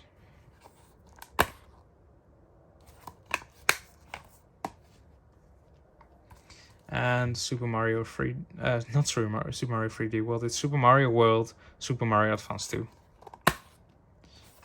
Not sure who came up with these names, but yeah, I would have sacked the guy. So here is Super Mario Advance 4, aka Super Mario Bros. 3. So confusing. But yeah, this is a loose copy as well. And I'm missing the third one, which is also called, the undertitle is Yoshi's Island. Move these aside because I have a couple more that unfortunately I haven't printed covers for because I couldn't find them or because they aren't just there on the internet. NES Classic Super Mario Bros. So this is the NES game, but then ported on the GBA.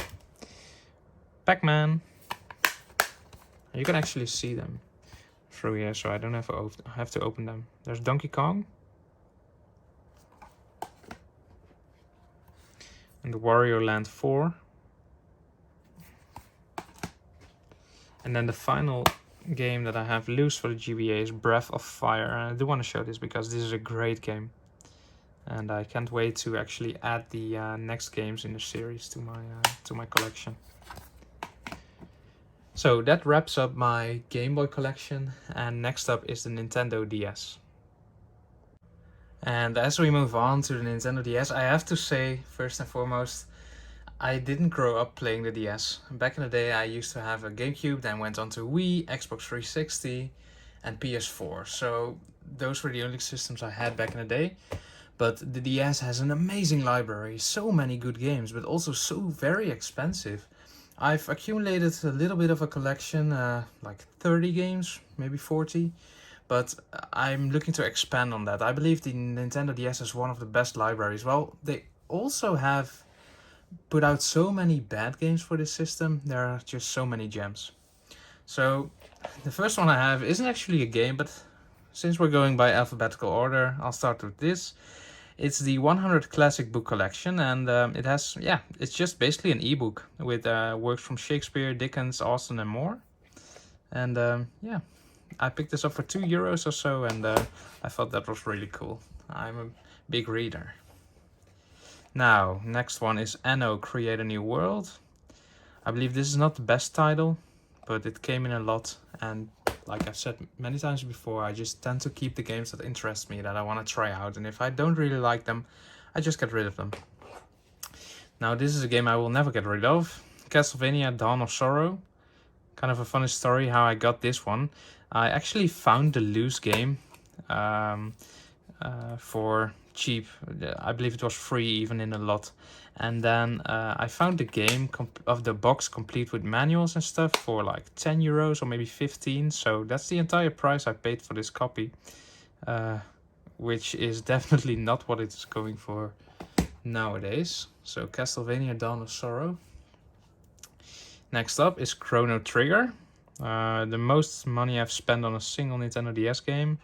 It was about €100, and that's just a price I wanted to pay for it because it's considered one of the best JRPGs, hell, even one of the best games ever made.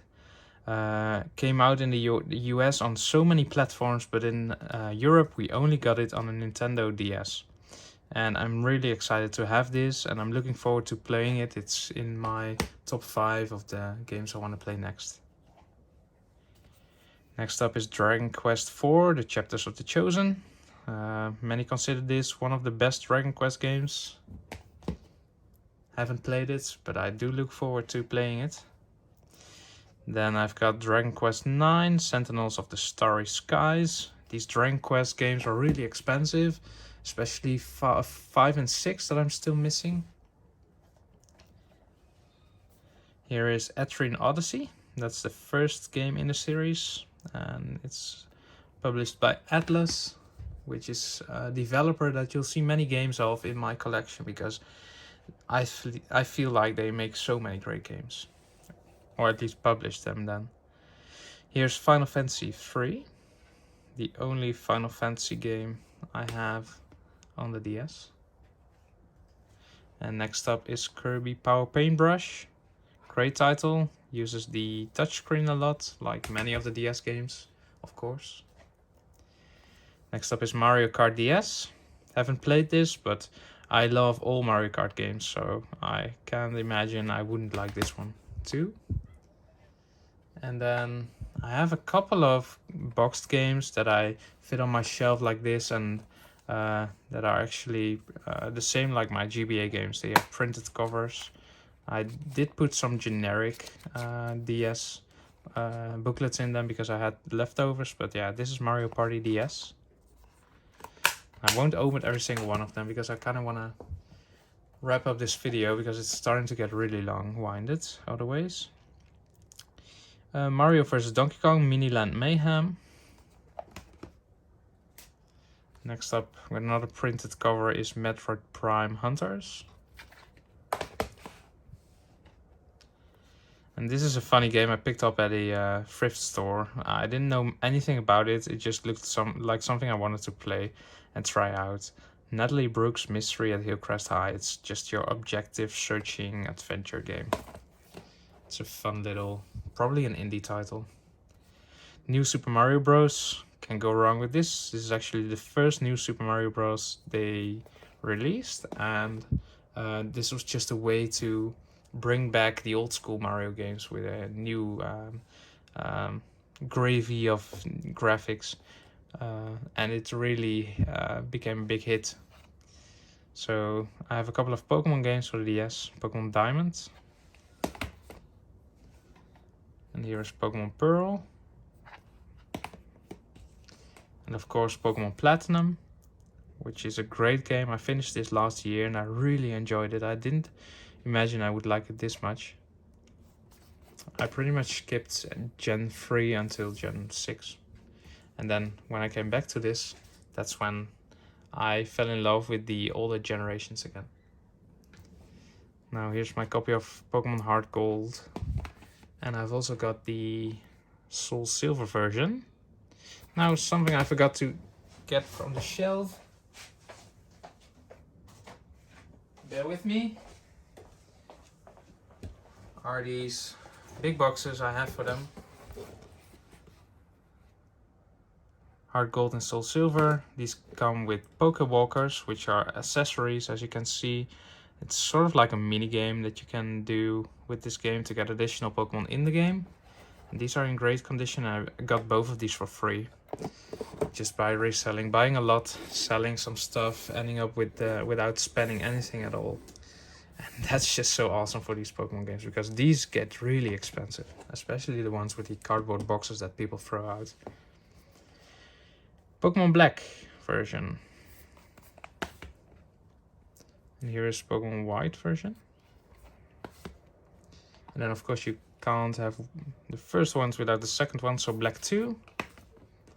And the most expensive one out of these, at least the hardcover Pokemon games, is Pokemon White version 2. Now I do have a Pokemon spin-off by the name of Pokemon Link. Honestly, I don't even know what it is. It looks like a puzzle game. It's sort of like Tetris or something. Yeah, sure. Added it because it says Pokemon. Pokemon Mystery Dungeon Blue Rescue Team. Now this is the sister game or the brother game of the GBA one. Came out at the same time. Nintendo wanted to keep people hooked both on the GBA and the Nintendo DS that just came out. And yeah, they were both remade together in the Switch version. Now here's another one with a printed cover, Pokemon Ranger. Like with the other ones, just that the has the generic booklets. Here is Professor Layton and the Curious Village.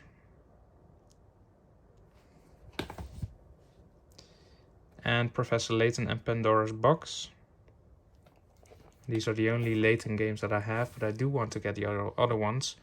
They just go for crazy amounts of money in my country, at least for what I want to pay for them. Sonic Rush, which is a loose copy with a printed cover as well. And then we've got Super Mario 64 DS. I haven't played this, but yeah, the original is one of my favorite games of all time, most nostalgic games of all time. And I heard that you can play with these characters in this game.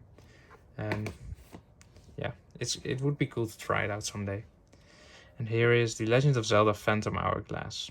I want to get the Spirit Tracks game and then some more Dragon Quest stuff and the like.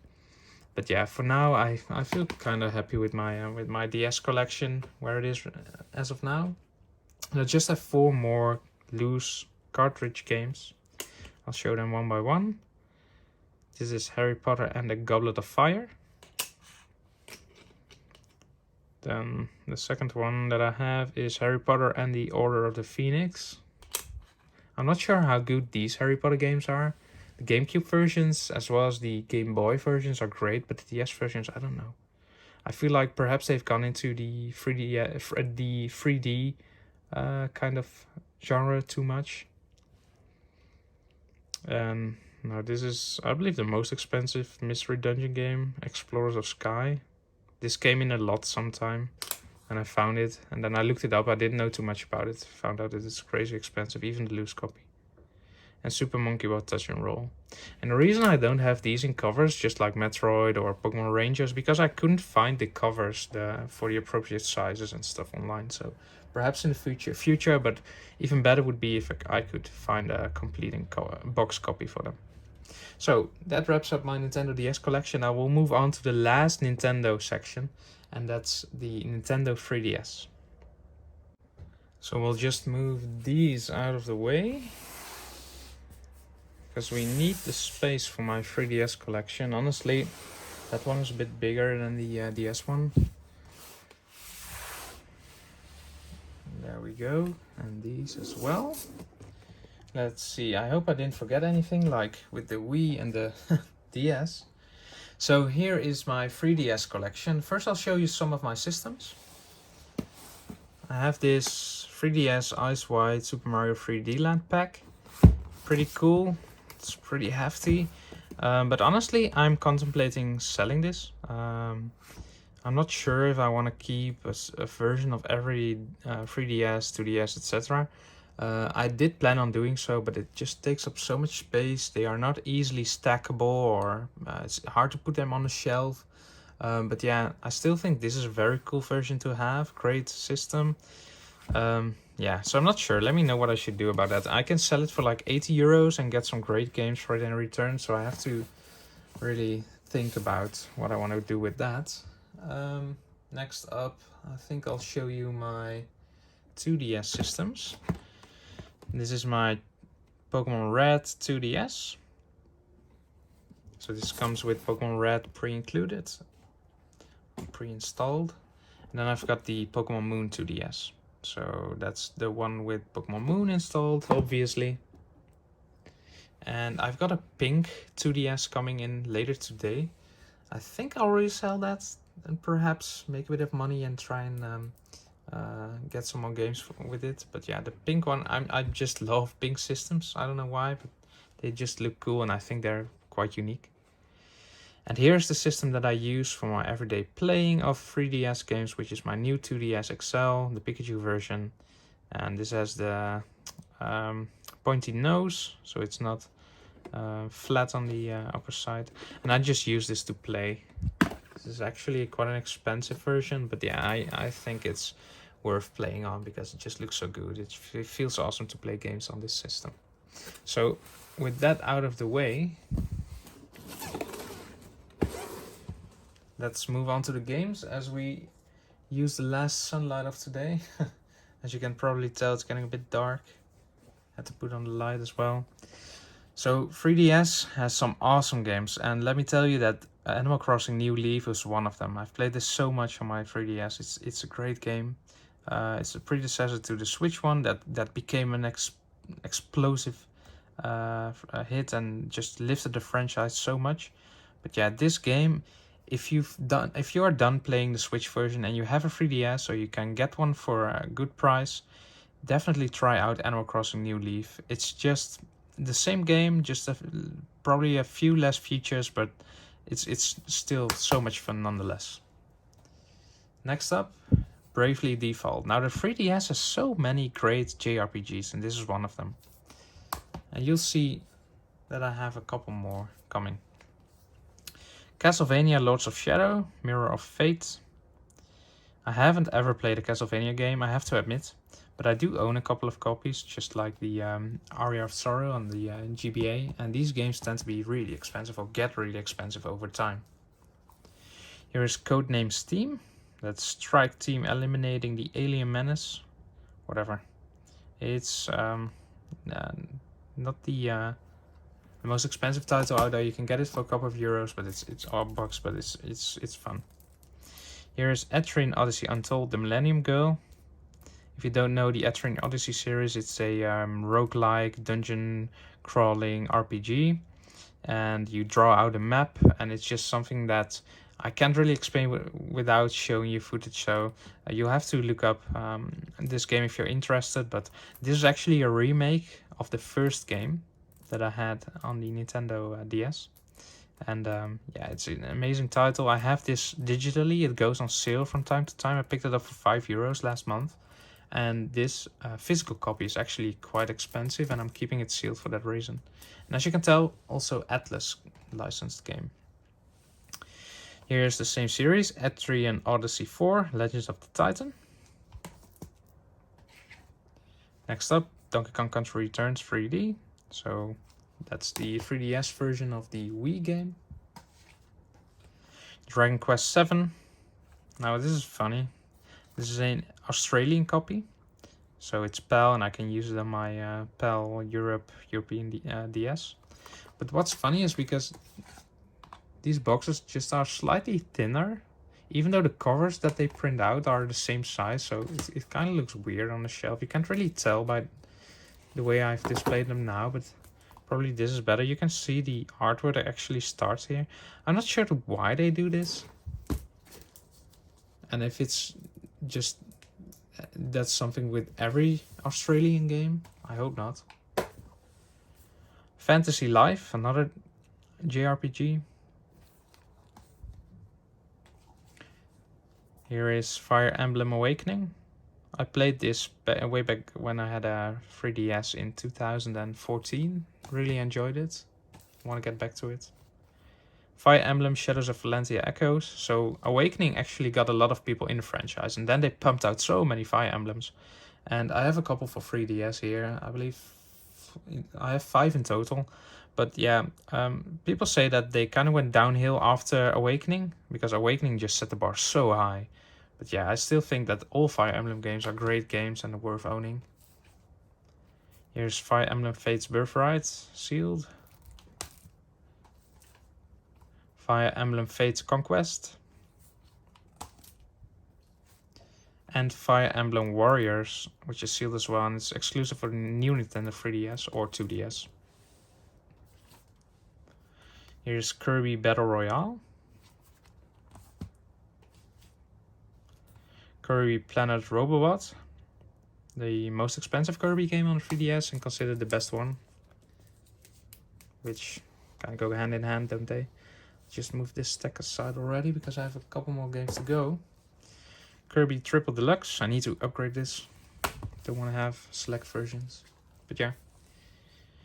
Luigi's Mansion 2 or Luigi's Mansion Dark Moon in the States. Here is Mario and Luigi Dream Team Bros, which is a turn-based, kind of like RPG style Mario game. Mario and Luigi Superstar Saga plus Bowser's Minions. Now this is the only game that I have a printed cover on, in case you're wondering why it's so weird looking. Loose game, generic manuals, and I'm picking up the original game in 1 or 2 days from a local seller, so I can finally upgrade my loose copy. Here's Mario Kart 7. Recently completed this, one of my favorite games on the system. It's great. Here's Metroid Prime Federation Force, which is still sealed, but I kind of want to open it if I find someone to play it co-op with. Metroid Samus Returns. Didn't know about this game's existence. Picked it up for like €10, then found out it's like the amount or the value is like 6-fold of that. Monster Hunter 3 Ultimate. And 4 Ultimate. Here's New Super Mario Bros. 2. And this is One Piece Unlimited Cruise SP. And if you didn't know, these square sticker things actually indicate that this game comes from a bundle or like a larger box. It's actually the same story with this game. Came within a larger box, which I don't have the box for, but for this one I do, and I'll just grab it over here. I have it sitting over here because the One Piece Unlimited Cruise SP actually comes with this collector's edition. It's huge, and it comes with this Ace statue. I'm not the biggest One Piece fan. I've seen about 700 episodes, I think, which is quite a lot, obviously. But yeah, I thought Naruto was better, so don't hate me. One Piece Unlimited World R. And the reason I think I like Naruto better is just because I kind of grew up watching it as a teen. Paper Mario Sticker Star. So many, as you can see, so many great AAA titles. Here's my copy of Persona Q Shadow of the Labyrinth. I actually picked this up 3 times now. This is my first copy. Then I bought it digitally for just €5 in sale. And now I've bought a sealed copy that should arrive today. So I'm selling this opened one because I have a digital version and I can play that and keep the sealed copy. And I think I'll be able to sell this opened copy for the price that I paid for the sealed one. So that's usually the way I try to go about this. Now here's Pokemon X. 6th generation games, Pokemon Y. I like these. These Pokemon games actually got me back into playing Pokemon at all. I stopped after the 2nd generation pretty much, and then didn't get back into it until Pokemon X and Y. Here's Pokemon Alpha Sapphire. Put so many hours into this game, nearly 500. and Omega Ruby, which I finished in 2021 as well. Let's see. We've got Pokemon Moon, Pokemon Sun, which is sealed still, Pokemon Ultra Moon, and of course Pokemon Ultra Sun. Now, before we move on with these plastic boxes, I have a couple of these. These were basically download codes that you could buy in the store, and they came boxed the way that the original Game Boy Color games did. So basically in here is just a empty box and with a slide with a code card in it. And I redeemed these, but yeah, these are just great display pieces. And I believe that these can actually get expensive as well, because these came out in a time before Pokemon actually became like really popular again last year, and people threw out these boxes not knowing that these boxes might in fact be worth quite a lot of money in the future. Now this game, the final game I need for my Game Boy Color, but yeah, I do have it on 3DS.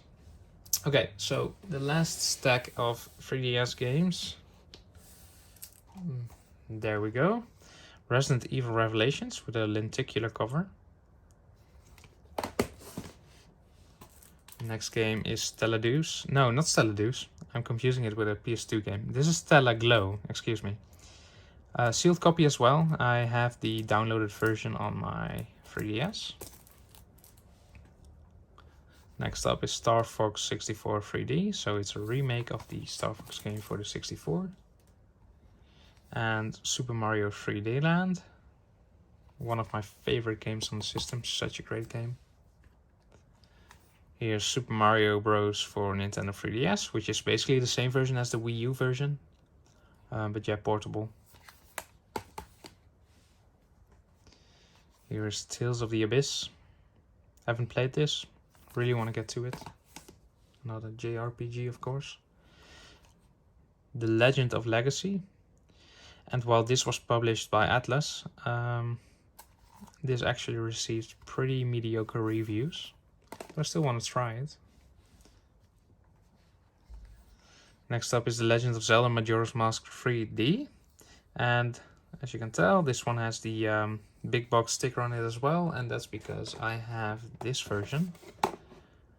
The special edition, which includes a steelbook among some other stuff. Put that to the side. And yeah, like I said before, I just want to point out that I do like these boxes so much, and some games like Kirby Planet Robobots come out in these amazing versions that come with so many cool goodies. But yeah, look at the difference, the size difference between these two. I mean, can you imagine that I don't want to collect all these big boxes? I mean, I have to make do with so little space at this point. Yeah, I try to avoid these a little bit. Legend of Zelda Ocarina of Time 3D. This one had a special edition as well that I really want to get with the gold case. Legend of Zelda Triforce Heroes, which is sealed.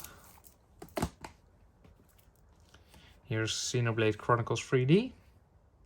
Not the best version of the game, but you can play it portably. And even though you can do so as well with the Switch version nowadays, it's still great. Still a great version to have. My copy of Yokai Watch. I haven't gotten around to Yokai Watch yet, but if it's anything like Pokemon, and people say it is, it's definitely for me. And then of Yokai Watch 2, I have all versions. And I'm not sure what the English ones are, the English names. So I'll just show them. One of them is sealed. I know this one is called Psychic Specters. And then there's Bony Spirits and something else. You get the point. Yokai Watch 2 has 3 versions. And then the final game for the 3DS is Yoshi's New Island. Awesome game as well. So that's it, guys. I'll just zoom out for a second. That's zooming in. Still getting used to my new phone. Okay, so as you can tell, there's so many games in my collection. I can't even put them on the shelves anymore. I have to put them on the ground sometimes, and I hope to move in a couple of years and actually get a bit more room for my games that way. But yeah, perhaps it's also a good incentive to collect a little bit less. Last year has been amazing for me for collecting, but yeah, over the next year I will probably just add games that I really want to get, just like I have last year, but more specifically for the franchises that are near and dear to my heart. So I'm gonna try and get Pokemon Crystal, get more Dragon Quest games, more Zelda games that I'm still missing. And yeah, that's just something I want to focus on. So I would like to thank you all for watching. This was the first part, my Nintendo collection. I'll have 2 more parts coming out and might take a while because these take a lot of time to film. I didn't really expect that. But yeah, expect me to upload a PlayStation part, and then also one where I will combine my Sega and my Xbox games. So thank you. I hope I'll watch this in another year and look back at it, and hopefully by that time my collection has grown even more. Yeah, thanks guys. See you next time.